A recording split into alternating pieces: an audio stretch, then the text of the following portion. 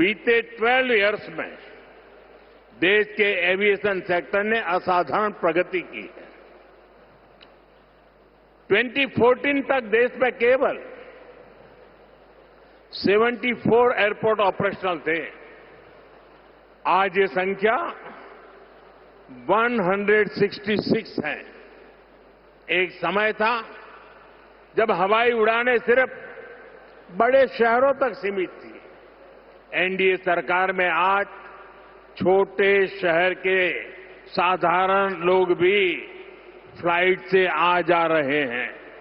మిత్రులారా, గత 12 సంవత్సరాల్లో దేశంలో విమానయాన రంగం ఒక అసాధారణమైన పురోగతిని సాధించింది. 2014 వరకు దేశంలో కేవలం 74 ఎయిర్పోర్ట్లు ఆపరేషనల్ గా ఉంటే ఈ రోజు ఆ సంఖ్య పెరిగి 166 ఎయిర్పోర్ట్లకి చేరుకుంది. ఒకప్పుడు విమానాశ్రయాలు, విమాన ప్రయాణ